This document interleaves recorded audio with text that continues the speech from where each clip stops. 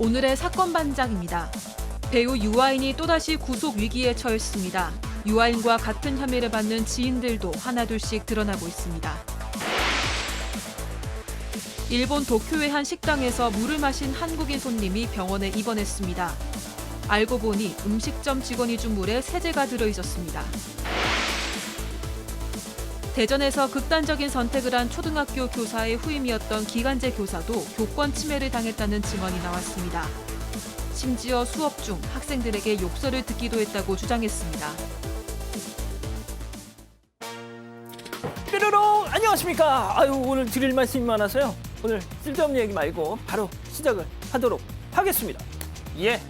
자, 진실추적자 사건 반장 시작합니다. 어제 영화배우 변희봉 선생 이 췌장암 투병 끝에 별세했다는 소식 전해드렸는데요. 오늘 빈소모습 특히 이제 영정 사진이 공개가 됐습니다. 한번 보시죠. 이 나비 넥타이 양쪽을 이렇게 잡고 웃고 있는 지금 모습을 하고 있습니다.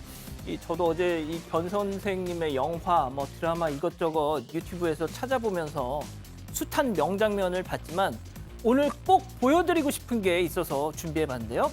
자, 배우 변희봉을 맨 처음 세상에 알렸던 바로 그 장면 보시죠.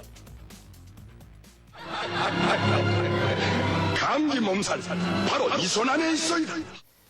그렇습니다. 바로 이 손 안에 있어이다.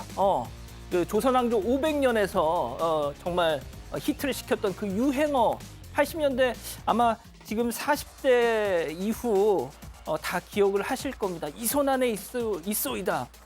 이자연 기자는 모르겠네요. 그죠? 네, 저는 잘 모르긴 한데 그러니까. 이번 기회에 알게 됐습니다. 네. 아무튼 다시 한번 이 고인의 영면을 기원하면서 오늘 출연자 소개 올리죠. 예.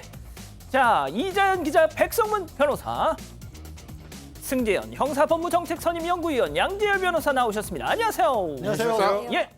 개인 택시하는 신랑이 한 달 전부터 사반 본다고 일찍 들어와요 하신 조순봉님, 6시 내 고향 보는 남편 때문에 맨날 가운데부터 봐요 하신 김윤정님, 남편 밉다 진짜. 자, 뇌종양 수술 이후에도 매일 사반을 챙겨보시는 우리 엄마 정상열 여사 제발 좀 하신 김보섭님, 우리 회사 네이처프라임 직원들 안수강 실장, 곽경숙 팀장, 이지훈 팀장, 전세희 대리, 그리고 덤으로 신랑 허정규까지 전부 사반 가족 하신 임윤아님. 자, 충남 당진 대전 간 고속도로에서 신기한 구름 봤어요. 저거 보세요. 곰돌이 구름. 예, 하신 김희경님.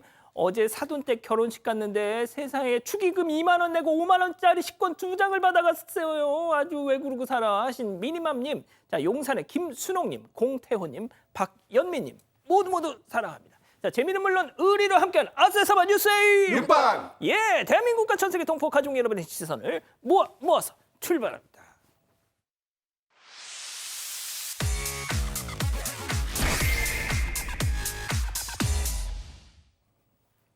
첫 번째 가보죠.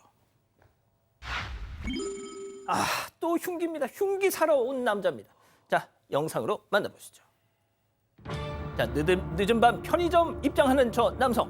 자, 뭘 들고 옵니다. 그러더니 야, 계산해. 저렇게 툭 던지는데요. 다름 아닌 흉기였습니다. 자, 저걸 갖다가 또 편의점을 나가면서 잘 보세요. 바로 포장을 막 뜯으면서 저렇게 갑니다. 손에 쥐고요. 하지만 저 남성이 도착한 곳에는 이미 경찰 대령이요. 자, 경찰을 신고했던 사람들 일단 자리를 피하고요. 놀란 건 흉기남도 마찬가지. 격렬하게 저렇게 도망가고 저항해보지만 지가 별 수 있습니까? 검거돼야죠. 자, 편의점에서 저 계산할 때 보세요. 야, 계산해 하면서 툭 던지는 거.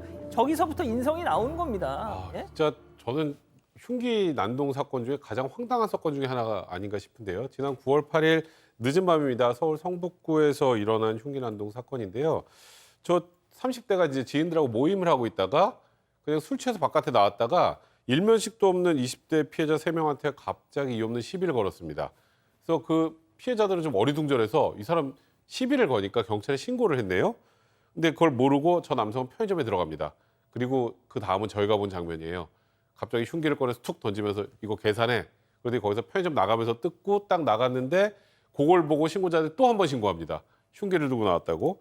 그래서 바로 경찰이 저렇게 와서 저 30대 남성을 긴급 체포한 건데요. 이거 특수협박 혐의가 적용이 됐습니다. 다행히 지금 보셨던 것처럼 피해를 입을 뻔했던 사람들은 이미 현장을 다 떴기 때문에 피해자는 없었고요. 이 남성이 도대체 왜 저렇게 이유 없이 흉기를 휘두르려고 시도를 했는지 그에 대해서는 수사가 진행 중입니다. 알겠습니다. 자, 다음 또 이어가죠.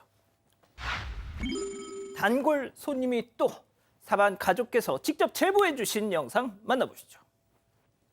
자, 어느 식당 아닙니다. 혼자 식사하던 남성이 갑자기 바지 안에 손을 그러더니 네, 그렇게 뭐 20초가량 무슨 짓을 하고 있습니다. 자, 태연이 손을 저렇게 빼고 식사를 계속 이어가는 저 남성. 정말 제가 오늘 새벽에 이 제보를 받았거든요. 저 역시 소스라치게 놀랐습니다. 도대체 요즘 왜 이러는 걸까요? 네, 저게 어제 인천의 한 포차입니다. 사장님이 주방에 들어간 틈을 타서 저 남성이 몰래 음란 행위를 하고 있는 모습입니다. 사장은 40대 여성입니다. 동네에서 포차를 운영하고 있는데요. 주방에 일을 보러 들어가면서 휴대전화로 CCTV를 볼 수 있게 켜놨던 겁니다. 그런데 바깥에 앉아서 혼자 식사를 하던 저 남성이 사장님이 사라진 틈을 타서 혼자서 음란 행위를 했던 겁니다. 이 행위가 20초가량 이어졌습니다. 이 모습을 주방에서 휴대전화로 보고 이 사장님은 곧장 지인에게 전화를 걸어서 이쪽으로 좀 와줄 수 있겠냐 이렇게 물었다고 합니다. 어허. 다행히도 그 남성은 내일 일찍 출근해야 된다 뭐 이런 말만 남기고 자리를 떴다고 하는데 이 남성이 또 심지어 단골이었다고 합니다. 가게에 온 지 1시간 정도 지난 상황이었는데 가게 근처에 산다, 내가 어느 방송국 PD다 뭐 이런 식으로 자신을 소개하기도 했다고 합니다. 어? 예, 가끔 매장에 사장님과 저 손님 단둘이 있을 때도 있었다고 하는데 요즘 부쩍 이렇게 이상한 손님들도 많아지고 이럴 때 정말 어떻게 해야 하는 건지 소름 끼치고 걱정이 된다면서 제보 주셨습니다. 꼭 2명 이상 같이 좀 계셨으면 좋겠어요, 식당에. 자, 다음 또 이어가죠. 다짜고짜 욕설부터입니다. 역시 사반 가족께서 직접 제보해 주신 영상. 어느 고속버스 터미널에서 일어난 상황입니다. 만나보시죠. 우리가 너를 실수를 했고 잘못해도 네가 가만히 있어야 돼. 내가 너한테 욕을 내고 하고 아니야 나한테. 나는 잘못해서 다쳐가고 가만히 겁을 갖고 안 맞으면 내가 정신적인 너희는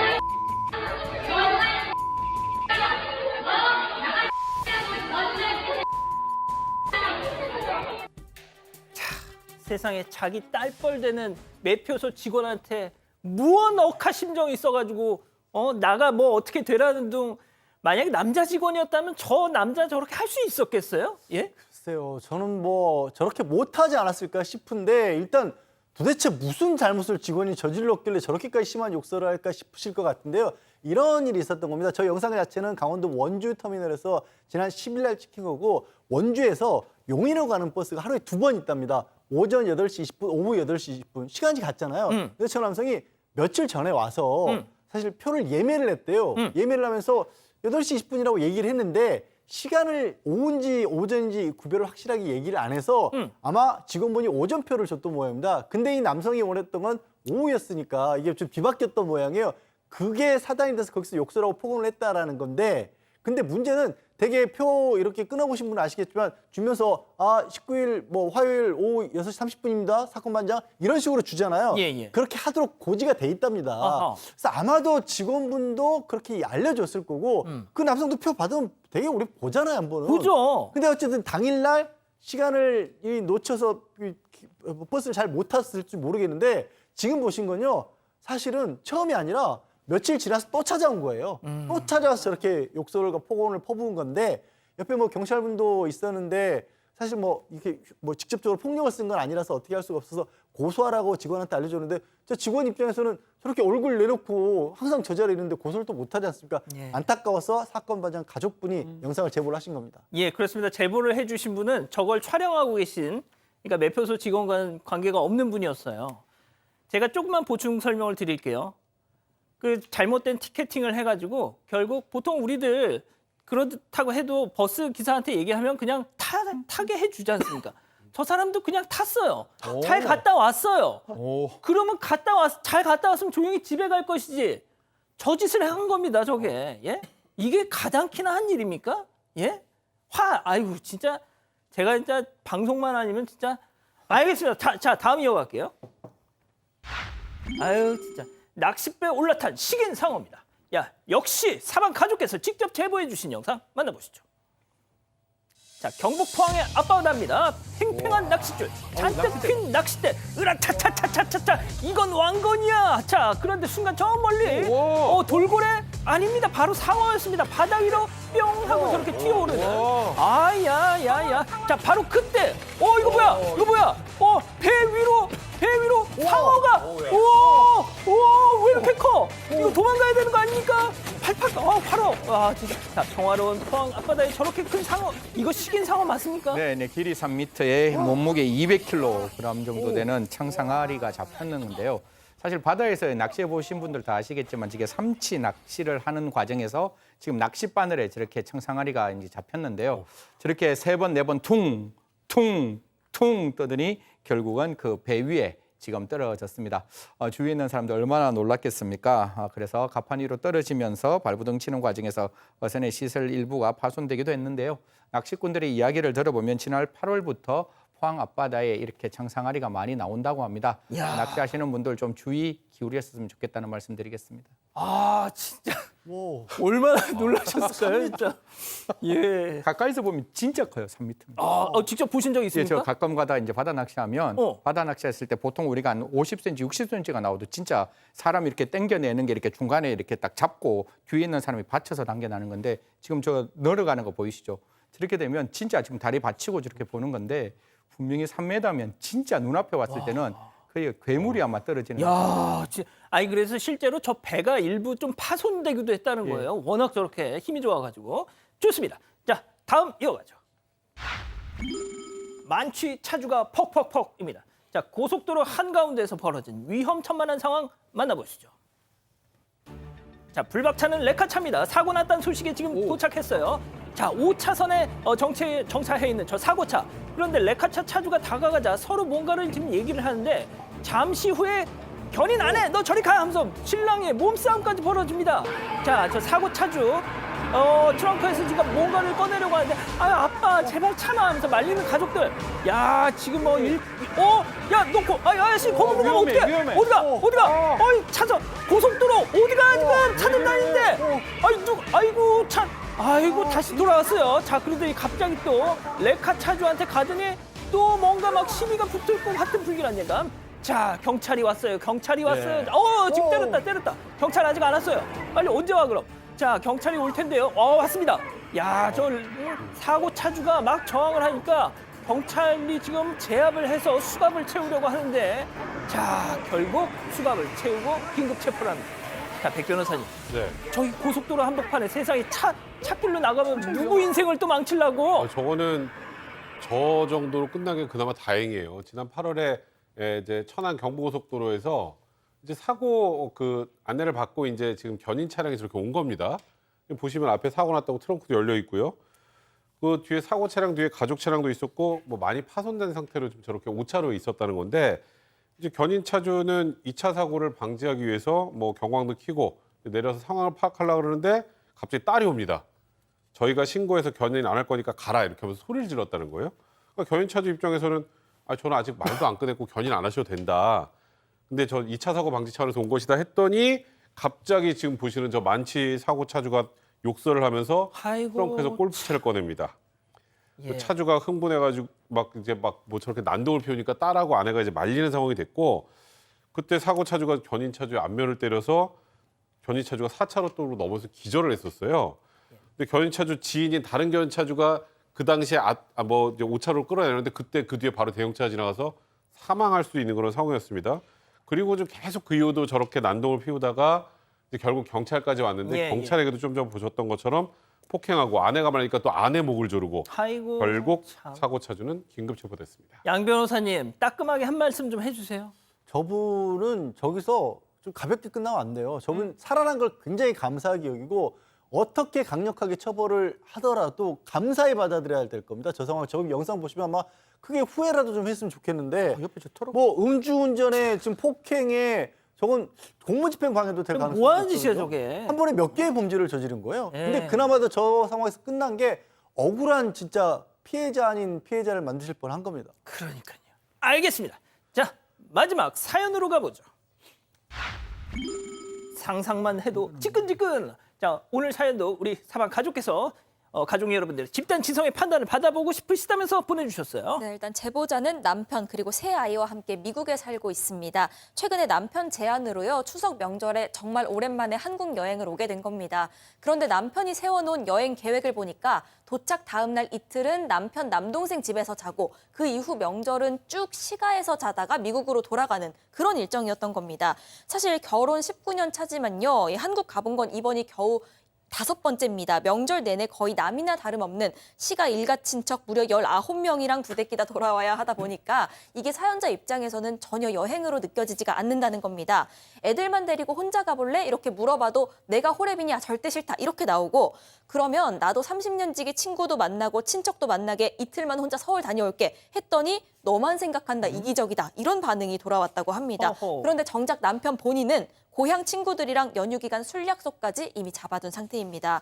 사실 이 아내는 고소공포증이 있기 때문에 비행기 한 번 타려면 약까지 먹어가면서 힘겹게 타야 합니다. 이런 일정이라면 아예 가고 싶지 않다고 하는데 남편 말대로 정말 자신이 이기적인 거냐면서 사연 보내주셨습니다. 자, 지금 사연자께서는 지금 방송을 보고 계실 것이고 조만간 한국으로 오실 수도 있습니다. 자, 기다리고 기다리셨던 부처 해접 타임 유튜브 JTBC 뉴스 채널과 사건 반장 독립 채널에서 7천여 분의 가족 여러분 함께하고 계신데요. 채팅창에 OX로 함께 참여해보죠. 먼저 아내입니다.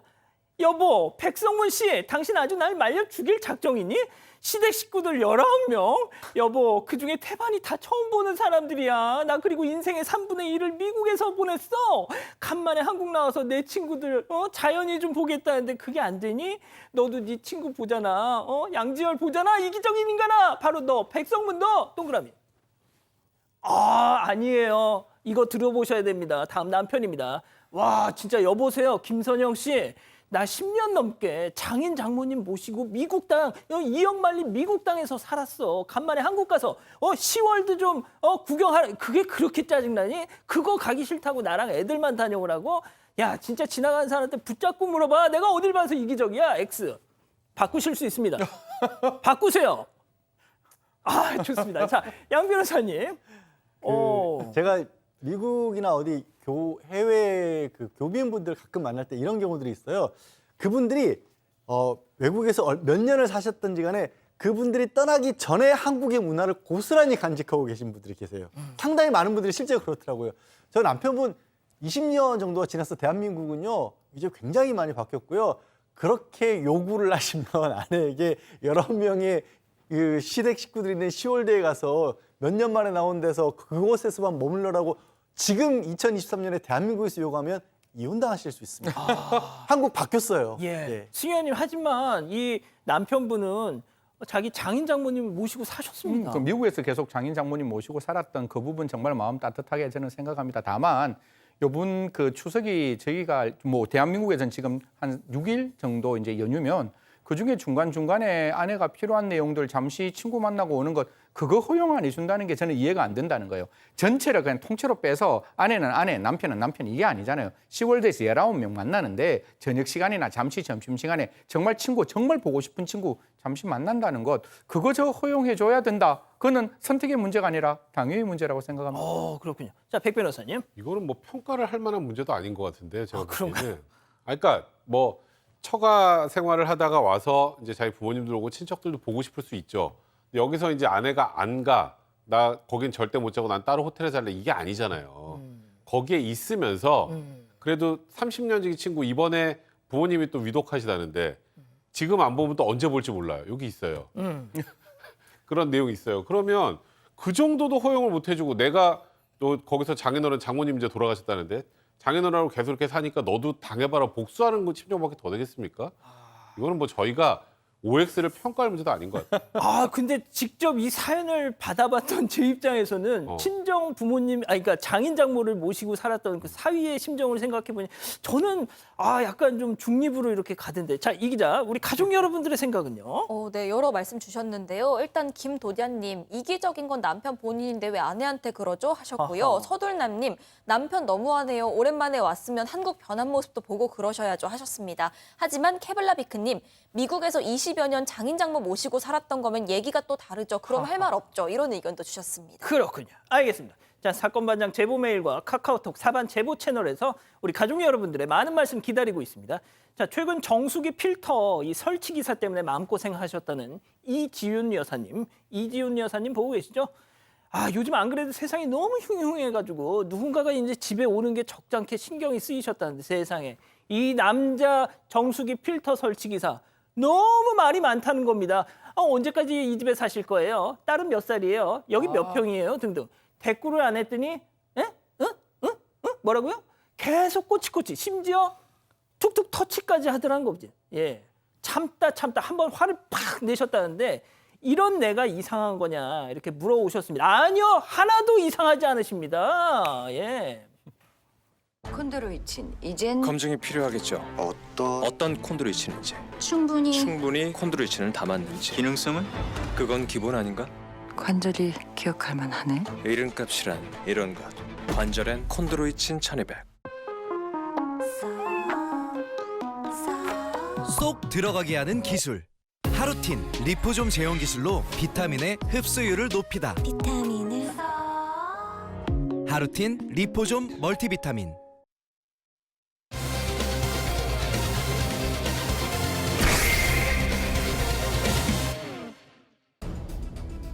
배우 유아인이 또다시 구속 위기에 처했습니다.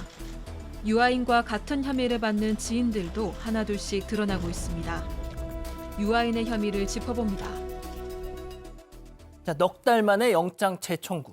네, 일단 유아인 씨는 8종 이상의 마약 투약 혐의를 받습니다. 지난 5월에 경찰 수사 단계에서도 구속영장을 청구했었는데 그 당시에는 필요성 인정하기 어렵다면서 한 차례 기각된 바가 있었습니다. 하지만 그 검찰이 이후에 보완 수사를 통해서 추가 범행 정황을 파악을 했습니다. 그리고 어제 이 구속영장을 신청한 상태입니다. 자, 유아인 씨는 내일 모레 오전 10시에 두 번째 심사를 받습니다. 자, 넉 달 전 첫 번째 영장 실질 심사 때 했던 얘기 잠깐 듣고 가시죠. 혐의 인정하십니까? 코카인 투약은 인정하시나요? 그 공범을 도피시키려 했던 게 사실인가요? 혐의에 대한 상당 부분 인정하고 있고요. 공범을 도피시키는 그런 일은 전혀 시도하지도 않았습니다. 증거 인멸 부분 어떻게 소명하셨나요? 증거인멸과 관련해서 전혀 사실과 다르다고 말씀드렸고 제가 밝힐 수 있는 모든 진실 그대로 밝혔습니다. 후회 없으십니까? 마약한 거에 대해서? 후회하고 있습니다. 자, 지난 5월 달에는 분명 저렇게 얘기를 했습니다. 자, 검찰은 어떻게 판단했을까요? 체크포인트 짚어보죠. 증거 없애라. 사실 이번에 구속영장 재청구한 가장 중요한 이유입니다. 그러니까 소위 유아인 패밀리라고 해서 그때 당시에 같이 구속영장 청구됐던 화가 최모 씨, 그리고 또 이번에 새로 드러난 패션 브랜드를 한다고 하는 40대 또 여성 같은 박모 씨 같은 경우 이제 실시간으로 검찰 수사 상황을 서로 문자로 주고받았다는 거예요. 여기선 이런 거 물어봤고 저기선 이런 거 물어봤으니까 이건 이렇게 하자. 그거는 말 그대로 수사 관련해서 대응하는 공모한 형태고, 그거 전부 다 또 지웠대요, 문자를. 그리고 이제 여기서 결정적으로 이제 공범 해외 도피시키려고 했던 시도가 있었고, 또 다른 그 공범에게 진술 변경하도록 회유 압박했다라는, 그거는 이제 최모 씨, 화가인 최모 씨의 혐의지만 유아인 씨하고 다 연관돼 있다고 판단하고 있는 것 같고, 마지막으로 이 박모 씨 같은 경우, 그 패션 브랜드 대표 같은 경우는 일단 또 다른 유튜버, 그러니까 유아인 씨와 친한 유튜버, 이 사건을 잘 아는 유튜버를 해외 도피시키면서 1,300만 원 정도를 지급했고, 그걸 가지고 비행기표 사고 해외 체류하겠다. 그러니까 광범위하게 이 수사 전반에 관련해서 증거를 인멸하고 또 소위 범인들을 도피시키려고 했다라는 그런 부분들이 드러났다는 것이 검찰의 시각입니다. 이 검찰의 판단이 얘기가 맞다면 정말 이거 충격적인데요. 그렇죠. 사실 분명히 자기 입으로 증거인멸하지 않았다라고 이야기를 했고, 사실 저는 유아인 씨가 했던 범죄 혐의, 마약의 어떤 종류와 마약의 양은 분명히 범죄는 중대하다라고 생각합니다. 그런데 도망할 우려와 그다음에 증거인멸에 염려가 없어서 법원이 영장을 기각했다라고 그렇게 보이는데, 지금 이런 정황이 나온다면 이건 증거인멸의 염려, 구속영장은 증거인멸의 염려만 있어도 분명히 구속영장 청구되면 발부될 수 있으니까요. 그 부분에 대해서는 조금 적극적으로 법원도 들여다봐야 되지 않을까, 검찰이 잘 소명하면 좋겠다는 말씀 드리겠습니다. 자, 검찰이 쓴 표현이 있습니다. 쇼핑하듯 병원을 돌며 마약을 투약했다. 근데 정말 너무 많이 했어요. 굉장히 많습니다. 검찰이 파악한 것만 해도 2020년 초부터 한 3년 동안에 걸쳐서 이게 그런 거예요. 수면 마취를 하겠다, 시술을 하겠다라는 식으로 이게 이 마약 투여한 게 무려 200번입니다. 그러니까 금액으로 따지면 5억 원 가까이 된다라고 아이고야. 하고요. 이게 5억 원요. 5억 원. 횟수로 따지면은 매주 한 번꼴로 프로포폴을 투약을 했다라는 것이고 프로포폴만 얘기할 때 이렇다는 거예요. 게다가 지금 보시는 것처럼 다른 사람 이름으로 수면제도 한 1000정을 불법적으로 처방받았어. 이것도 또 투약을 했다는 건데 저는 요즘에 일련의 어떤 마약 관련된 사건들에 왜 이렇게 병원들이 많이 등장하는지 모르겠어요. 저 이거 굉장히 큰 문제라고 보고 있습니다. 예. 야, 저렇게 하면 좀 몸이 날까 싶기도 한데. 자, 또 다른 정황, 범행 정황. 네, 이뿐만이 아니라 해외에서 원정 투약을 한 혐의도 영장에 적시가 됐습니다. 유아인 씨는 미술 작가 지인인 최 씨, 그리고 유튜버 양 씨, 유튜버 김 씨 등 일행 4명과 함께요. 지난 1월에 미국에 갔습니다. 이곳에서 코카인과 대마 등을 투약한 혐의를 받는데 특히 미국에서 일행 중 한 명에게 대마 흡연을 강요한 혐의도 이 수사기관이 추가로 확인을 했습니다. 자, 백 변호사님. 네. 이번에 두 번째 영장이 청구가 됐다는 속보가 떴을 때 네. 많은 분들이 아직도 구속 안 됐어라고 하셨거든요. 그러니까요. 그때 처음에 영장 기각됐을 때도 유명인이라 안 된 거냐 막 이런 그런 비판 댓글들이 많이 있었는데 그때하고 지금은 또 상황이 다릅니다. 검찰에서 지금 판단하고 있는 거는 증거인멸, 공범을 도피시키는 거, 또 해외에서 누군가에게 억지로 대마초를 피우게 강요한 혐의까지 포함이 되는 상황이고 그렇기 때문에 검찰 입장에서도 이 정도라면 구속이 안 되는 게 이상한 정도의 수준이다. 그 당시 코카인 투약 관련해서 모발 검사에서 다 나왔지만 그때 법원에서 다툼 여지가 있다고 했단 말이죠. 예. 근데 모발에서 나왔는데 뭐가 다툼 여지가 있다는 것이냐. 지금 이렇게까지 하고 있는 상황이기 때문에 검찰이 지금 얘기하고 있는 이런 것들이 어느 정도 혐의가 입증이 된다면 이번에 조심스럽습니다만 구속영장이 발부될 가능성이 좀 높지 않을까 싶습니다. 백 변호사님은 구속이 될 거라고 사실상 말씀을 하신 거네요. 첫 번째 사건 정리하고요. 두 번째 사건 이어갑니다.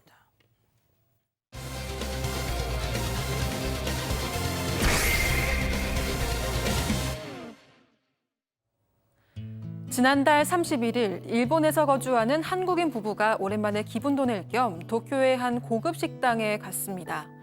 그런데 물을 마시던 아내가 뭔가 이상한 느낌을 받았는데요. 너무 목이 마르니까 오자마자 그냥 바로 벌컥벌컥 부어 마셨는데 이상한 냄새가 나는 거예요.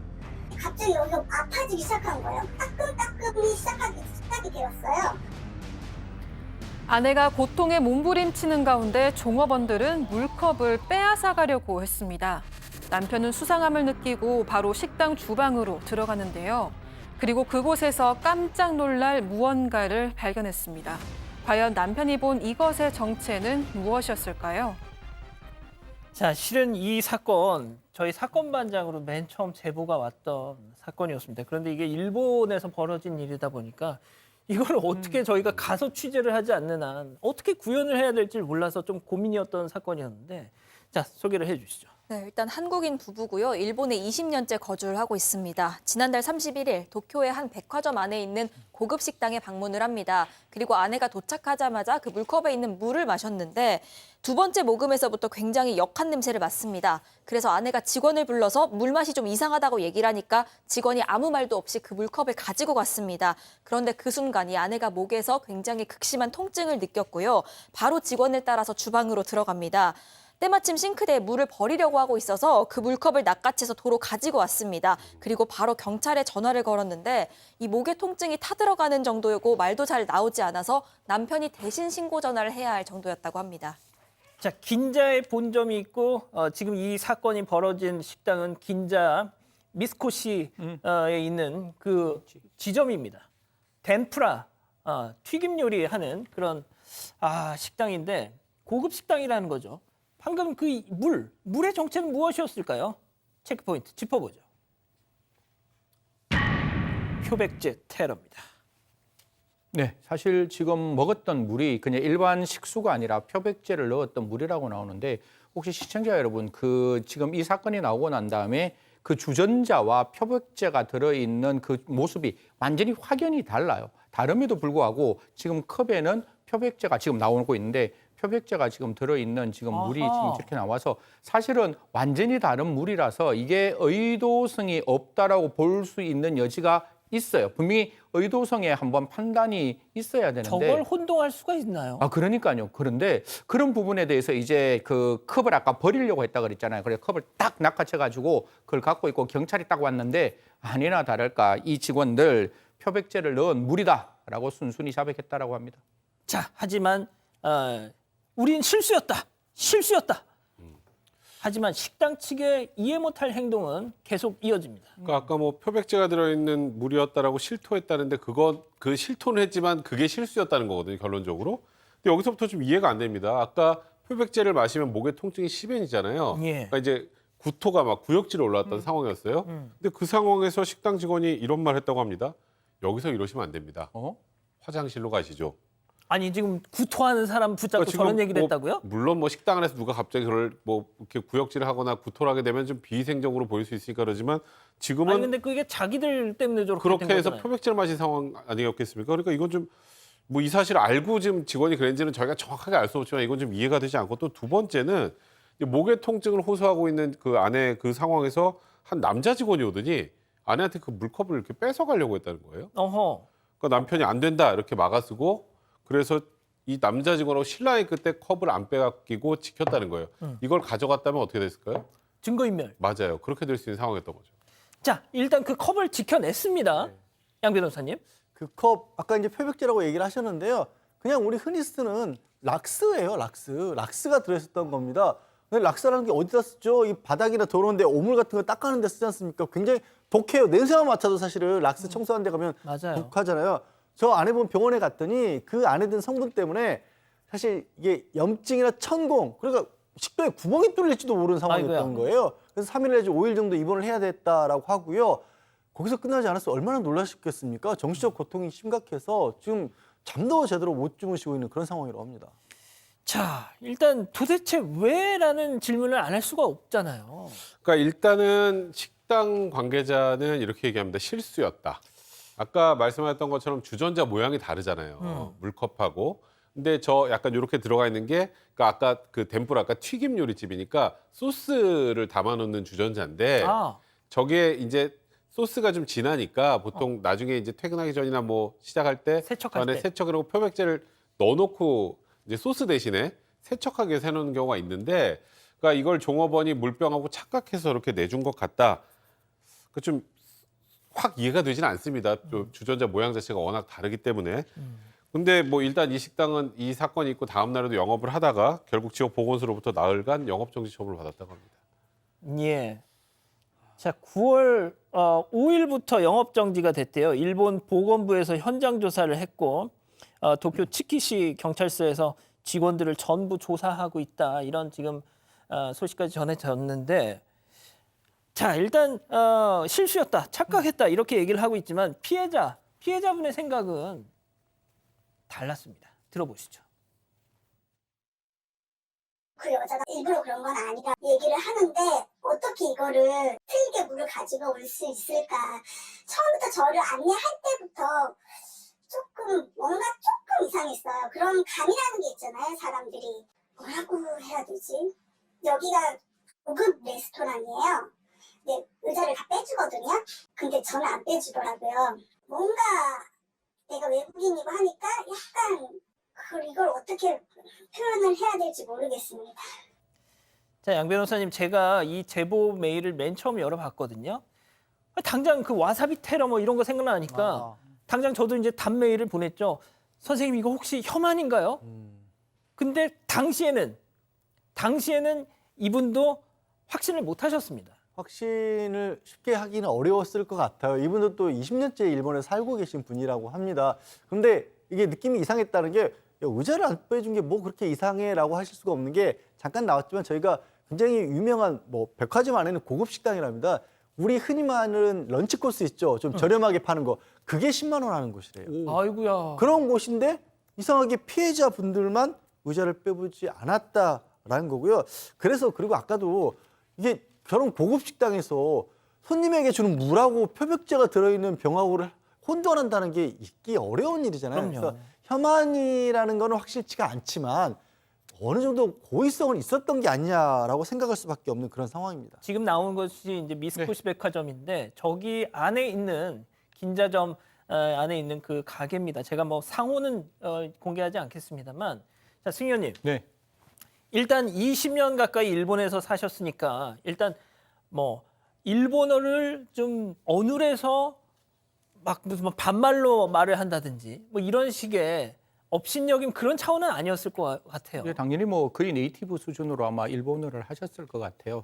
뭐 제가 지금 고의다, 과실이다 이걸 단정 짓기는 어렵지만 고의라면 굉장히 중하게 처벌받을 수 있는 것이고 이게 모르게 과실이라도 아까 우리 모든 변호사님이 말씀하지만 이건 그냥 경과실이 아니고 아주 중과실이에요. 조금만 정신을 두었다면 그게 표백제가 들어있던 주전자라는 걸 알 수 있고 언제나 그 식수가 들어있는 그 주전자를 가지고 나갔을 거잖아요. 그래서 제가 봤을 땐 분명히 중과실이 있다. 중과실이 있으면 이 부분은 형사처벌 될 겁니다. 일본 법이나 우리나라 법이나 사람 몸에게 상처를 입혔을 때 고의뿐만 아니라 과실이 있을 때도 처벌하고 중과실일 때는 그거보다 조금 더 강력하게 처벌하니까요. 그 부분에 대해서 일본 측에서 정말 이게 혐한도 아니고 실수였는지 아니면 고의였는지 수사당국에서 정확하게 좀 밝혀주셨으면 좋겠다는 말씀 하나 드리고 두 번째는 민사소송을 제기할 때는 전혀 문제 없습니다. 불법 행위를 이야기를 할 때 고의 또는 과실에 의한 불법 행위가 만들어지면 당연히 손해배상 청구가 되니까요. 내가 마음이 다쳤던 위자료까지 합쳐서 치료비까지 이 뭐 식당에 전액 다 청구할 수 있다. 이런 말씀 드리겠습니다. 맞습니다.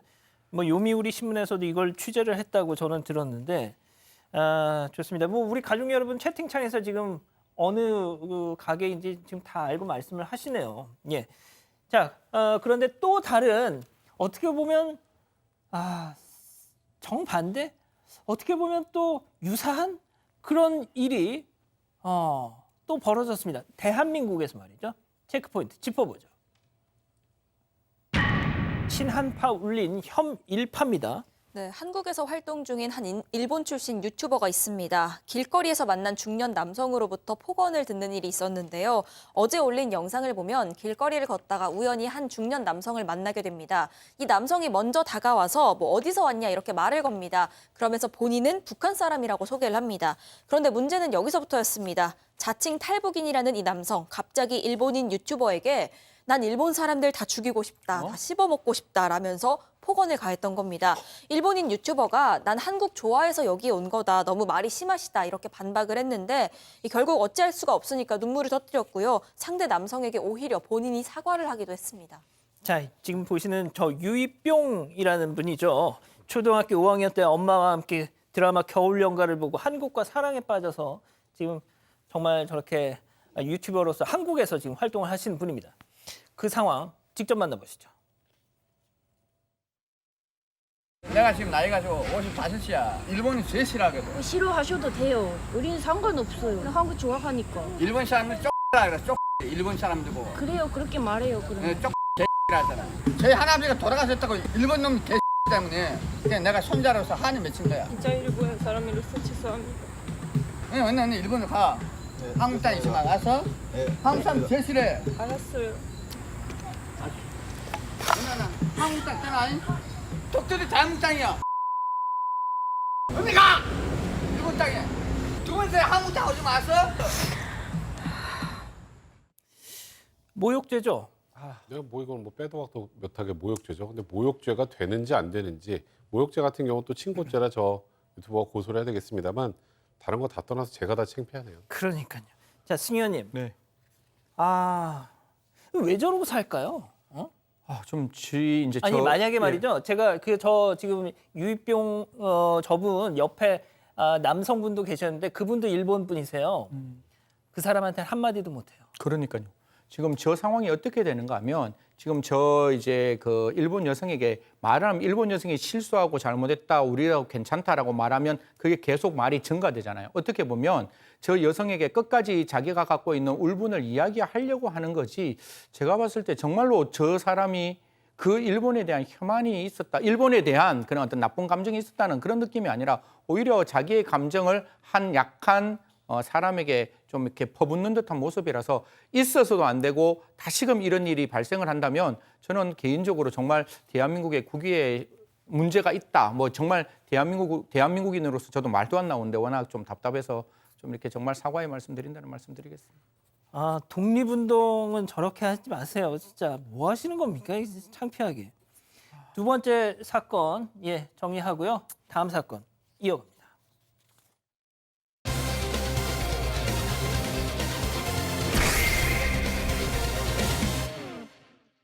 대전에서 극단적인 선택을 한 초등학교 교사의 후임이었던 기간제 교사도 교권 침해를 당했다는 증언이 나왔습니다. 심지어 수업 중 학생들에게 욕설을 듣기도 했다고 주장했습니다. 대체 무슨 일이 있었던 건지 알아봅니다.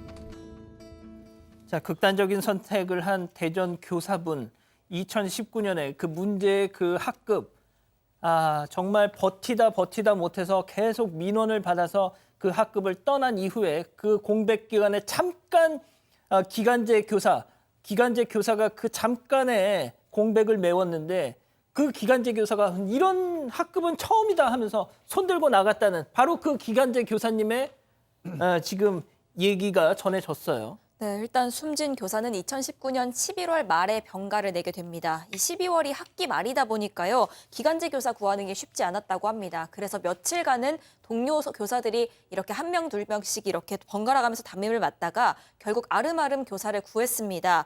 그렇게 12월 5일에 기간제 교사가 오게 됐는데 퇴직한 교사였습니다. 35년간 교직에 있다가 퇴직한 상태였고 그런데 이 교사 역시도 가해자로 지목된 학부모 그리고 그 자녀들에게 시달림 당한 끝에 불과 열흘 만에 일을 그만두게 됩니다. 자, 저희가 이 대전 교사 노조에서 녹취 파일을 제공받았습니다. 그 내용을 전격 공개하겠습니다. 그 기간제 교사분의 증언을 지금부터 전해드릴 텐데요. 일단 이분은 담임을 맡기 전 학교 측에서 정말 이해할 수 없는 학교 측이 이해할 수 없는 행동을 했다고 주장하셨어요. 들어보시죠. 제가 기간제 교사로 처음 딱 가자마자 교장, 교감, 교무, 부장 선생님이 저에게 다 한 이야기가 그 미용실집 아이에 대한 것과 그 4명의 아이들을 건드리지 말라는 얘기, 그 무조건 안전에 대한 것만 이야기를 하고 선생님이 저렇게 아프고 한데 한 학기를 잘 마무리할 수 있게 그냥 좀 안전하게만 보낼 수 있도록 그거를 굉장히 부탁을 많이 했어요. 그날 첫 수업을 시작하기 전에 연구부장이라는 분이 저를 찾아와서 미용실집 아이는 절대 건드리지 말라고 얘는 교실에서 뭘 하든 내버려 두라는 이야기를 들었어요. 세상에 교장, 연구부장 이런 분들이 와가지고 아이 김 선생 걔네들 4명은 언터처블이야. 건드리지 마. 뭘 하든 냅둬. 이게 지금 할 소리냐고요, 이게. 굉장히 충격적인데요. 그러니까 학교에서 이 선생님들이 곤란을 겪는 그런 상황이 됐을 때도 그냥 뭔가 이게 문제되는 게 싫어서 그냥 참아라, 쉬어라, 말하지 마라, 뭐 이거 아니에요. 초등학교 1학년 아이들 같은 경우는 선생님이 잘 교화해서 아이들을 잘 크게 만들어줘야 되잖아요. 지금 말씀하셨던 것처럼 교장, 교감, 또 교무부장, 연구부장이 와서 그 4명 애들은 건드리지 말고 특히 한 애는 절대 건드리지 말아라. 미용실. 네, 미용실 아이는 되도록 건드리지 말아라. 이게 도대체 뭐지?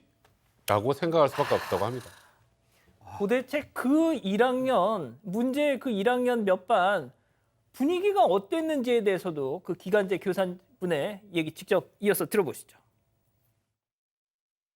이 4명의 아이들이 반에서 쉬는 시간이면 한 3, 4명 되는 아이들 중에 남자가 그 중에 반이라면 12명이라면 4명의 아이가 그런 아이예요. 그 반에 그러면 남자아이들 분위기는 어떻게 되겠어요? 거기에 더불어서 다른 남자아이들도 뭐 뛰고 거기 있는 동안 화장실도 못 갔었거든요. 4명의 친구가 그런 식으로 많이 괴롭혔어요. 승현님 들어보세요. 교장까지 나서서 걔네들 건드리지 마세요 했으니 얘네들 4명 지네 세상이에요. 그럼요. 자기들의 천국이고 자기들의 왕국이고 자기들이 갖고 있는 자기들의 어떻게 보면 그 아성인 거죠. 1학년 반 시청자 여러분 그 얼마나 해맑겠습니까? 1학년. 근데 이게 딱 저 기관 교사 가니까 그 분위기가 완전히 쫙 가라앉았었다는 거예요. 정말 어떻게 보면 그 누구도 말할 수 없는 정말 숨소리만 들리는 그런 분위기였다고 하는데요. 그 아이들 때문에 그런 분위기가 만들어졌다라고 하는데 저는 왜 교장, 교감, 연구부장 관련된 모든 사람이 그 모든 그 학교가 이 아이들에게 이렇게 방관자의 입장에서 서 있었는지 정말 저는 잘 모르겠습니다. 저는 오늘 이 진짜 기간제 교사분의 증언을 듣고 너무 충격을 받았어요. 네? 자, 체크포인트 짚어보죠. 북대전 IC 8입니다. 제가 왜 8을 8이라고 했는지는 이렇게 지금 들어보시면 아실 거예요. 그런데 그 미용실집 아이는 학교를 자주 오지 않았어요. 자주 내고 학교를 잘 안 오더라고요. 그러면 엄마가 좀 가정학습으로 잘 학습 지도라도 좀 했으면 좋은데 공부도 너무 못했어요. 두 자릿수 아무튼 빼기 이런 거를 전혀 못해서 이런 거를 하는 과정에서 이 친구가 계속 3번을 연달아 틀리더라고요.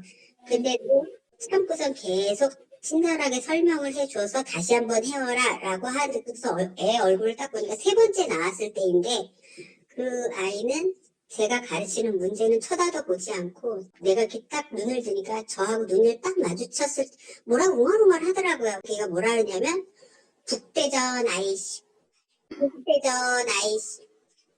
그거를 계속 말을 하고 있고 팔자는 작게 하고 눈처럼 들리게 하면서 북대전 IC 이거를 계속 하는 거예요. 저 눈을 쳐다보면서. 저는 그 모멸감은 제 그동안의 교직 경험이 다 와르르 무너지는 그런 경험이었어요. 양 변호사님, 이 상황이 믿어지십니까? 전 진짜 믿어지지가 않아요. 몇 가지 믿어지지 않는 상황이 있는데 첫 번째로 이 학생이 초등학교 1학년입니다. 초등학교 1학년. 근데 초등학교 1학년인데 하도 이제 현장학습 체험 신청서 내고 그러면 이제 부모님들이랑 어디 가고 그러면 요즘에는 결석 처리 안 하거든요. 그걸 내고 학습 공백이 생겨서 지금 들으신 것처럼 이 공부를 제대로 못 따라가더라는 겁니다. 그래서 선생님이 가르쳤는데 그 아이가 웅얼웅얼하는 게 북대전 I, C 그리고 8 이렇게 얘기를 한 거예요. 그렇게 얘기를 한 거예요. 저도 차마 붙여서는 얘기를 못 하겠습니다. 선생님이 너무 놀라가지고 너 지금 욕한 거니? 믿어지지가 않으니까. 근데 여기서 또 놀라는 게 저렇게 눈을 똑바로 뜨고 쳐다보면서 그냥 북대전 IC 얘기한 거예요 라는 얘기를 선생님 눈을 보면서 얘기를 하더라는 거예요. 이 선생님이 더 이상은 어떻게 할 수가 없어서 집에 가서 공부 좀 하고 와라 그러고 보냈다라는 거예요. 뭐라고 하겠습니까 저런 상황에. 저는 지금까지 이 대전 이 교사 사건을 전해드리면서 부모가 문제다라고 항상 믿어왔고 그렇게 생각을 하려고 했습니다. 근데 오늘 이 북대전 IC 이거를 딱 듣고 나서 애들도 문제다. 저는 얘네들부터가 문제다. 그런 생각이 들기 시작했어요. 자, 이 기자. 이 정말 베테랑 기간제 교사님도 이 4명의 학부모들한테 이제 시달리기 시작합니다. 본격적으로. 네, 4명 중에 한 아이는 짝꿍을 좀 지속적으로 괴롭혔습니다. 그러다가 어느 날은 짝꿍의 손등을 꼬집었는데 이게 그전에도 계속 주의를 줬던 터라 이 아이를 따로 데리고 가서 야단을 쳤다고 합니다. 그랬더니 아이가 눈물을 흘렸습니다. 그래서 아이 손을 잡고 저 선생님이 친구들이랑 사이좋게 지내야지 않냐. 네가 잘못한 거 알았으니까 친구에게 미안하다고 할 수 있니? 라고 묻습니다. 그랬더니 이 아이가 사과는 안 하겠다고 합니다. 그래서 다시 아이 손을 잡고 그럼 사과는 못 하겠으면 더 이상 그러지는 말아라 라고 하면서 안아줬다고 합니다. 그런데 그날 오후에 바로 민원이 들어왔습니다. 이 민원 내용은요. 선생님이 아이를 데리고 가서 혼냈는데 그 과정이 너무 지나쳤다는 겁니다. 그 바람에 우리 아이가 울게 됐다라는 내용이었습니다. 자, 결국 이 일로 35년 경력의 이 베테랑 교사가 두 손 두 발을 듭니다. 이건 뭐 누구라도 그만두겠는데요. 그리고 이런 정도의 교권 침해 상황이 돼도 아무도 알아주지 않잖아요.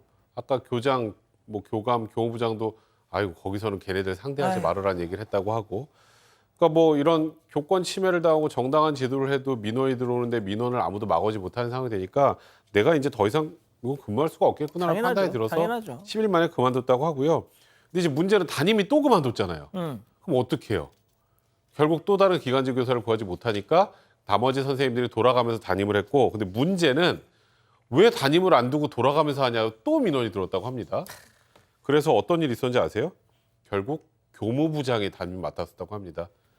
이런 경우는 정말 드문 일이죠. 제가 승희 의원님께 마지막에 좀 여쭤볼게요.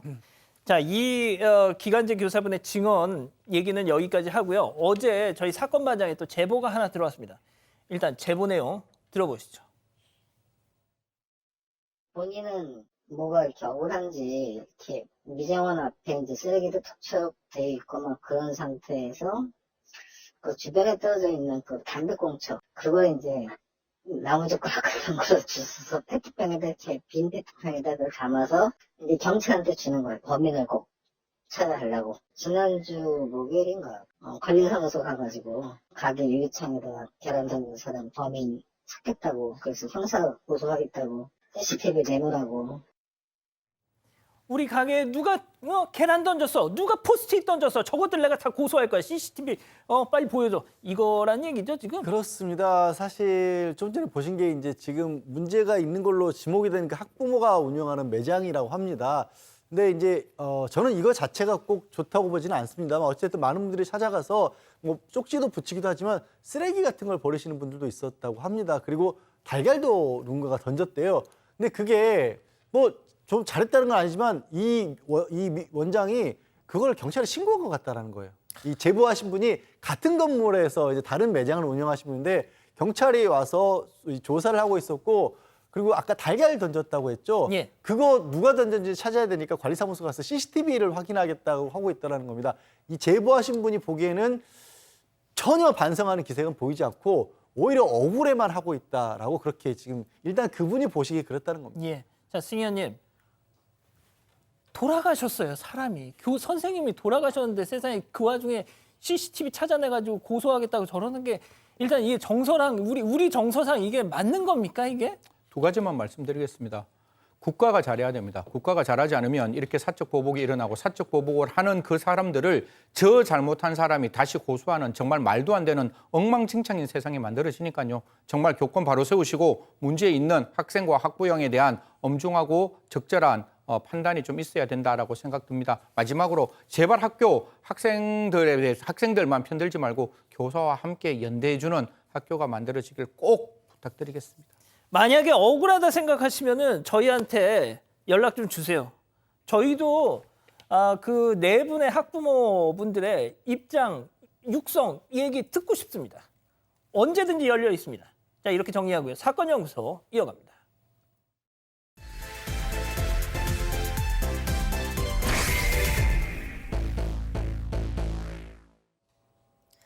무더운 여름 경북 상주의 작은 마을. 그날도 할머니들은 여느 때처럼 마을 회관에 모였습니다. 목이 타는데 냉장고에 물은 없고 옆에 있던 사이다 한 병을 나눠 마십니다. 그런데 잠시 뒤 고통을 호소하면서 한두 명씩 쓰러지는 할머니들. 다들 입에 거품을 물고 의식을 잃어가는데 이런 와중에 유일하게 멀쩡한 한 명이 있습니다. 이 동네에서 70여 년을 산 82살 박모 할머니. 이런 아수라장 속에서도 이상하게 담담한 모습입니다. 오늘 사건연구소의 키워드는 마을 회관에서 있었던 일입니다. 자, 이런 일들이 왕왕 있었는데 말이죠. 이번엔 2015년 벌어진 사건입니다. 마을 회관에 할머니들이 사이다를 나눠 마시고 픽픽 한 분씩 쓰러지기 시작했다. 자, 설명 좀 해주시죠. 네, 이게 2015년 7월 14일 오후에 있었던 일입니다. 경북 상주시 공성면의 금계 1, 2 마을 회관에서 벌어진 일인데요. 평소처럼 마을 할머니들이 이곳에 모였습니다. 날이 굉장히 더웠는데 또 마침 냉장고에 물은 떨어집니다. 그런데 이 마을 회관에 웬 1.5리터짜리 사이다 한 병이 있었습니다. 그래서 아무 의심 없이 할머니들이 이걸 나눠 마셨는데 마시자마자 극심한 고통을 호소하더니 거품을 물고 또 토를 하기 시작을 하는 겁니다. 하나둘씩 의식을 잃고 쓰러지기까지 했습니다. 이런 가운데 이 피해자 가운데 한 명이 겨우 마을 회관 밖으로 기어 나옵니다. 그리고 이렇게 기대서 쓰러져 있으니까 이 모습을 한참 만에 옆집 주민이 보고 발견해서 신고를 하게 됩니다. 그 주민은 119에 신고할 당시까지만 하더라도 뭐 식중독에 걸렸나? 뭐 급성 중풍이 왔나 보다. 이 정도로 생각을 했다고 합니다. 할머니들 상태는요? 일단 마을 주민들이 할머니 한 분이 실려갔대요 하니까 마을 회관을 급히 오긴 왔는데 안에 다른 할머니들까지 쓰러져 있으라고 상상도 못했던 겁니다. 마을 이장이 와서 안에 문을 열고 들어가 봤더니 모두 6명의 할머니가 사실은 쓰러졌던 거고요. 그때가 벌써 이게 쓰러지지 않은 50여 분이 지난 상황이었습니다. 그래서 결국에는 두 분은 끝내 숨지셨고 나머지 4명도 굉장히 심한 후유증에 시달렸다라고 하는데 가장 젊은 분이 60대에서 가장 먼저 빨리 깨어났고 그분의 얘기로는 누가 먼저 마시자고 했는지 모르겠는데 냉장고에 먹다 남은 사이다가 있어서 그걸 마셨다라는 거예요. 근데 집에 가려고 일어나는데 막 기억도 잘 안 나고 막 비틀비틀 거리고 문이 어딘지도 못 찾겠고 굉장히 고통스러웠고 이 안개가 낀 것처럼 이렇게 기억도 잘 안 났다 이런 설명을 했습니다. 자, 승현님, 근데 그 중에 유일하게 사이다를 마시지 않은 한 노인이 있었다는 네, 겁니까? 이제 박 씨라고 82세 된 노인인데요. 아까 제가 말씀드렸다시피 우리가 지금 이야기하고 있다시피 7명 중 6명은 사이다를 마셨지만 1명만 마시지 않았습니다. 이런 과정 속에서 어떤 일이 있었는가 하면 그 할머니들이 다 이제 쓰러지는 모습에 아무런 조치도 취하지 않고 태어난 모습으로 있었고 아까 할머니 한 분이 바깥으로 걸어 나오셨다 그랬잖아요. 그런 어떤 사실이 있음에도 불구하고 마을 회관 앞에 앉아서 지켜보기만 했다라고 합니다. 회관 안에서 사람들이 쓰러졌다는 사실조차도 알리지 않았죠. 방금 앵커가 이야기했다시피 조금이라도 빨리 알렸으면 생명을 구하지 않았을까 가장 안타까운 대목입니다. 그러고 난 다음에 이제 마을 이장이 물어봅니다. 도대체 왜 이런 일이 일어났는 거야? 이러니까 아주 태연하게 사이다 먹고 쓰러졌어요. 라고 이야기했답니다. 뭔가 좀 수상합니다. 네, 맞습니다. 그래서 일단 이 사이다 안에 뭐가 들어있는지 확인을 해보니까 감정을 해보니 고독성 살충제가 들어있었습니다. 1.5리터짜리 사이다 페트병 위에 뚜껑은 플라스틱이잖아요. 예. 근데 이건 좀 특이합니다. 우리가 말하는 뭐 박땡땡 자양강장제, 자양강장제 그 쇠 뚜껑으로 이렇게 그 사이다가 닫혀 있었던 거예요. 근데 생존자 이 박씨 할머니 집에 가보니까 뒷뜰에서 검정색 비닐봉지가 발견됐는데 거기에 뚜껑이 없는 박땡땡 병이 하나 있었던 거예요. 그리고 이 박땡땡 병 안에서 보니까 그 안에서도 고독성 살충제 성분이 그대로 검출됩니다. 일단 그 안에서 박씨 할머니 집에서 바카스 한 박스, 그러니까 10개가 발견이 됐는데 딱 병이 한 개만 비어 있었고요. 그 뭐 일단은 이 자양강장제 병이 뭐 박씨 할머니 집만 아니라 뭐 여러 군데서 사람들 드시니까 다 있었는데 문제는 아까 사이다 병에 있었던 그 뚜껑이 있죠. 예. 그 뚜껑에 일련 번호가 있잖아요. 그게 박씨 할머니 집에서 나온 그 것과 제조 번호가 일치했습니다. 박땡땡이라고 하셨는데 이미 네, 방금 전에 말씀하셨어요. 나오네요. 예. 네. 자, 이 기자, 그런데 일단 이 박씨 할머니가 집에 있던 그 자양강장제에다가 농약을 타서 가져간 뒤에 사이다에 섞었다. 네, 충분히 추정이 가능한 상황입니다. 그래서 경찰도 거의 범인으로 보고요. 이 살인 혐의로 긴급 체포를 했습니다. 다른 집들에 대해서도 40여 가구에 대해서도 압수수색을 진행을 했는데 이런 제조 번호, 제조 일자까지 동일한 해당 자양강장제 병은 나오지 않았기 때문입니다. 이뿐만이 아니라 그 당시에 박씨 할머니가 입고 있던 옷에서 21군데, 또 평소에 타고 다니던 전동 휠체어, 집에서 쓰는 지팡이 등에서도 같은 종류의 이 농약이 검출이 됩니다. 결정적으로 이 사이다병에서 발견된 동일한 농약의 원액 역시도 이 박씨 할머니의 집에서 나왔습니다. 법원에서 구속 필요성이 인정이 되면서요, 구속까지 됐습니다. 참 많은 분들이 그러실 거예요. 아니, 농약을 탔으면 그 냄새가 나서 그걸 안 마실 텐데 왜 마셨을까? 저희 이게 뭐라고 얘기는 안 드리겠습니다만 무색무취 농약 관련 살인 사건에서 맨날 나오는 그겁니다. 자, 그 박씨 할머니 그럼 이 다 혐의를 인정했나요? 안 했습니다. 이 당시에 굉장히 이슈가 돼서 그러니까 약간 모의 그 테스트처럼 뭐 변호사 역할, 검사 역할에서 이걸 가지고 변론하고 뭐 입증하고 이런 내용으로도 방송이 여러 번 있었는데 결정적으로 그 농약을 타는 걸 본 사람이 아무도 없어요. 그리고 이 사이다병 같은 데서 이 박씨 할머니의 지문이나 DNA가 전혀 안 나왔습니다. 그리고 아까 뭐 왜 제대로 신고 안 했냐, 나 피해자한테 자는 줄 알았다 이렇게 대답을 했고요.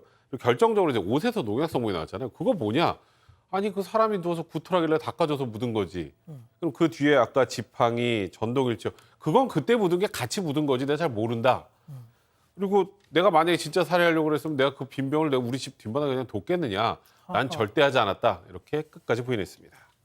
양 변호사님, 이거 약간 미궁으로 빠지나요, 그럼? 그런데 조금 전에 백 변호사가 그 얘기한 그 할머니의 반박 있지 않습니까? 수사기관은 여기에 대해서 또 적극적으로 재반박이 가능했습니다. 뭐냐면 그래요? 지문이 왜 안 나오냐면 저렇게 어르신들 평생 농사일 하신 분들은 지문이 안 묻어나는 경우가 종종 있다라는 거예요. 아하. 그리고 이게 토사물을 닦아주다가 그게 옷에 묻었다라고 그렇게 할머니가 주장을 했는데 결정적으로 그 토사물에서 농약이 안 나왔어요. 그럼 묻을 리가 없지 않습니까? 이상하죠? 예. 그리고 이 할머니, 다른 할머니들이 쓰러진 할머니 잠을 자는 줄 알았다라고 했는데 굉장히 고통스러워하면서 이 이에서 틀니가 빠져나올 정도의 상황이었는데 그리고 심지어는 바깥으로 처음에 빠져나오는 할머니를 따라서는 뒤따라서 나오기까지 했는데 그냥 잠을 자는 줄 알았다. 이것도 앞뒤가 안 맞는 거예요. 게다가 그러면 우리 할머니 이 거짓말 탐지기 테스트 한번 해봅시다라고 하는데 뭐 이런저런 얘기를 하면서 건강에 안 좋다 이런 식의 얘기를 하면서 3번이나 거부를 했습니다. 마지막에 결국 이 거짓말 탐지기를 하긴 했는데 모든 진술이 거짓으로 나왔어요. 하하. 자, 가장 중요한 거. 도대체 왜? 그런데 일단 마을 주민들의 공통된 의견은 이 박 씨 할머니가 평소에 온화한 성격이다. 그리고 나머지 피해 할머니 6명과 지난 70여 년 알아온 사이고 뭐 큰 갈등도 없었다라는 거였습니다. 다만 이 박 씨 할머니가 화투를 칠 때 자신이 불리해지면 갑자기 패를 막 섞고 판을 엎는 그런 버릇이 있다는 얘기는 나옵니다. 이 검찰은 박 씨 할머니가 다른 할머니들이랑 화투를 두다가 이 갈등이 생겨서 이걸 범행 동기라고 파악을 합니다. 이 박 씨 할머니가 자주 속임수를 좀 썼는데요. 이걸 두고 피해자 중 한 명이랑 며칠 전에 말싸움을 하고 고성까지 오갔다 이런 얘기가 나왔던 겁니다. 또 추가로 3, 4년 전부터는 또 다른 피해자 중에 한 명이랑 토지 임대 문제로 약간 갈등이 있었다 이런 사실도 드러나긴 했습니다. 아무튼 동기가 정확하게 뚜렷하게 드러난 상황은 아니었지만 이런 정황 증거가 모두 박 씨 할머니를 가리키면서요. 수사기관은 박 씨 할머니를 범인으로 확신하게 됩니다. 제가 승 의원님께는 마지막으로 여쭐게요. 자, 백 변호사님, 국민참여재판으로 진행이 됐던 걸로 알고 있는데 지금 80대 고령이잖아요. 네.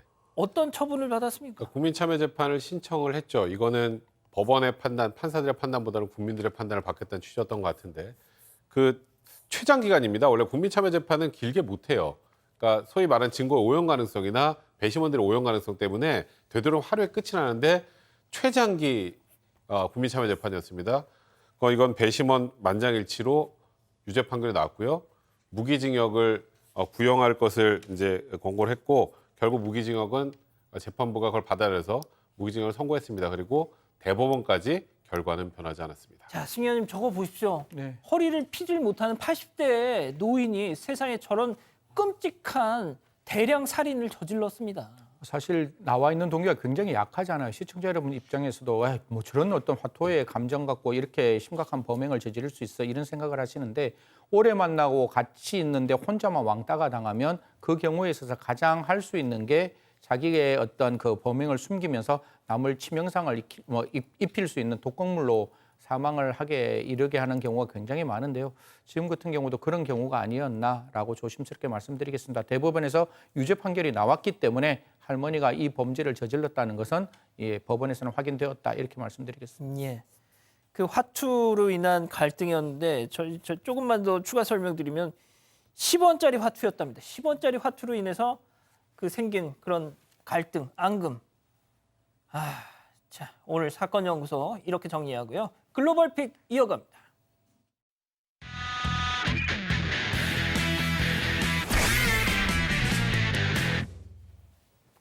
미국으로 가보시죠. 네, 이곳은 주유소에 있는 한 편의점입니다. CCTV 화면으로 복면을 쓴 수상한 사람들이 보이는데요. 이들은 괜히 냉장고를 여닫으면서 매장 안을 어슬렁거리는 모습입니다. 도둑 스멜. 네, 매장을 휘젓던 이들이 향한 곳 역시나 계산대였습니다. 직원이 막으려 하자 무리 중 하나가 달려와서 직원을 무차별적으로 때리기 시작합니다. 그리고 그 틈을 타서 나머지 일행은 계산대 뒤에 있던 담배, 또 각종 군것질거리들을 주워 담는 모습입니다. 또 폭행당하고 있는 직원 옆에서는요, 현금까지 훔치는 모습입니다. 약 20초간 이어진 범행 끝에 이들은 편의점을 빠져나가서 도주했습니다. 아니 왜 때려? 그냥 그 위험만 하지. 네, 더 놀라운 건요. 이날 범행을 저지른 용의자 6명 중에 4명이 10대 청소년이었다는 점입니다. 심지어 이들은 범행 전에 차 2대를 훔쳤고요. 그 차를 타고 도주했다고 합니다. 범행 이후에 도난당한 차량 자체는 찾았지만 용의자 6명 모두 지금까지도 종적을 감춘 상태입니다. 그 편의점 직원 상태는요? 다행히 큰 부상은 피했는데요. 정신적 충격은 상당했습니다. 그럼에도 이 직원은 일을 그만두지는 않을 것이라고 합니다. 매장 주인도요, 직원 보호를 위해서 안전 조치를 마련할 계획이라고 합니다. 자, 다음은 중국으로 가보시죠. 네, 도로를 지나던 파란색 차가 그만 앞차에 쿵 받고는 뒤집혀져 버립니다. 이를 본 도로 위 운전자들 곧바로 차에서 내려서 전복된 차로 달려갑니다. 차 문을 열어보려고 하는데 이미 찌그러져서 잘 열리질 않으니까 뒷차들을 향해서 손을 흔듭니다. 이 구조자 이야기 한번 들어보시죠. 当时情况很紧急，正好后面有大巴车嘛，然后就喊了一声，然后很多人也热心的都跑下来。 네, 구조자의 손짓 한 번에 뒷차 운전자들은 물론 통근 버스에 타고 있던 사람들까지도 우르르 달려 나왔습니다. 그리고 이들은 힘을 모아서 뒤집힌 차량을 다시 세우는데 성공했습니다. 야. 이렇게 도움을 준 이들 뒤도 안 돌아보고 쿨하게 자신의 차로 또 통근 버스로 돌아가는 모습입니다. 아, 통근 버스가 있었군요. 네, 40명이 넘는 사람들의 도움으로 전복됐던 차는 단 2분 만에 다시 제자리를 찾았고요. 운전자 역시도 무사히 구조될 수가 있었다고 합니다. 가벼운 부상으로 병원 치료를 마친 운전자, 구조를 도운 많은 이들에게 감사 인사를 전했습니다. 마치 플래시몹을 보는 듯했습니다. 다음은 태국으로 가보시죠. 네, 도로로 경찰차 한 대가 들어오죠. 양옆으로는 무장 경찰들이 오토바이에 타 어모까지 하는데요. 무섭네요. 바로 경찰차 트럭에 탄 이 남성 때문입니다.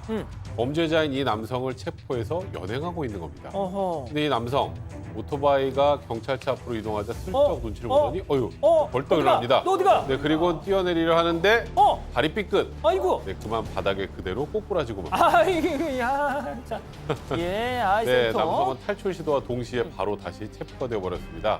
심지어 이번엔 올라탄 경찰차 바로 옆에 경찰까지 딱 붙어버렸습니다. 자, 괜한 탈출 시도로 몸도 다치고 경계만 더 삼엄해진 겁니다. 예, 아이. 네, 이 남성은 큰 이변 없이 무사히 연행됐다고 합니다. 예. 이 영상을 본 많은 누리꾼들 크게 넘어졌는데 죽지 않은 게 다행이다. 괜히 도주 혐의까지 추가되면 어쩌려고 그러냐 이렇게 남성을 꾸짖었다고 하네요. 뭐 지붕을 좀 씌웠으면 좋겠어요. 자, 다음은 최근 온라인에서 화제가 되고 있는 영상 함께 보시죠. 네, 줄락말락 손님을 농락하기로 유명한 튀르키예식 아이스크림 가게 앞에 어린아이가 서 있습니다. 역시나 그냥 줄 리가 없죠. 아이가 손을 뻗자 휙휙 돌려 아이의 애간장을 태웁니다. 아우, 짜증난다. 그런데 이 아이가 한 성깔합니다. 네, 사장님이 아이스크림을 들고 계속 장난치니까 손으로 가판대를 퍽퍽 때립니다. 그래도 성에 안 차는지 이번에 발로 가판대를 펑펑 차버립니다. 사장님은 이 모습을 보고도 안 줍니다. 아이스크림을 그냥 주진 않습니다. 아, 역시 인간은 성악설이에요. 네, 이내 돌아선 아이는 다시 돌아와서 또다시 발길질합니다. 이제 아이스크림은 안중에도 없네요. 아이스크림 쳐다도 안 봅니다. 결국 아이스크림은 얻어내지 못하고 죄 없는 가판대만 두드린 후에 이렇게 돌아서는 모습입니다.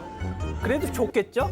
저 아이 성격이라면 저도 안 먹었을 것 같긴 한데 뒷이야기는 전해지지 않았는데 많은 누리꾼은 귀여운 아이의 모습에 미소를 숨기지 못했다고 하네요. 뒷이야기를 실질적으로 전해주셔야지. 줬는지 안 줬는지 모릅니다. 자, 마지막 빅 주인공 동물 사이판으로 가보시죠. 네, 인적이 드문 한 길에서 뼈가 다 보일 정도로 마른 개 한 마리가 구조가 됐습니다. 구조단체는 우선 보호소로 옮겼는데요. 이 개가 구조될 당시 옆에는 숨이 멎은 새끼 한 마리가 있었다고 합니다. 아이고. 구조단체는 이 어미가 낳은 새끼로 추정을 했습니다. 그리고 숲풀 속에 또 다른 새끼 강아지들이 남아있다고 확신을 하고 수색에 나섰습니다. 아유, 살아있을까요? 그 진흙과 숲풀로 우거진 곳이라서 새끼들을 찾는 건 쉽지 않았습니다. 하지만 엄마는 달랐습니다. 새끼의 울음소리를 듣자 숲풀 속으로 구조대원들을 안내했고요. 세상에. 그곳에는 실제로 새끼 강아지가 있어. 엄마를 찾아서 울고 있었던 겁니다. 어떡해. 숲풀 속에 갇혀서 아예 보이지도 않는 또 다른 새끼도 찾아냈습니다. 와, 세상에. 이 어미개는 연신 새끼들을 핥아주는 모습입니다. 천만다행히 길에서 구조된 어미개는요, 망고라는 새 이름을 얻었습니다. 보호소에서 건강을 회복하고 있는 망고와 망고의 새끼들은 새로운 가족을 찾고 있다고 합니다. 아유, 감동적입니다. 예, 좋습니다. 자, 사랑하는 사건 반장 가족 여러분, 시원한 밤 보내시고요. 저희는 내일도 별이 6개 반, 4반, 6반 저녁 6시 반에 다시 옵니다. 안녕히 계십시오.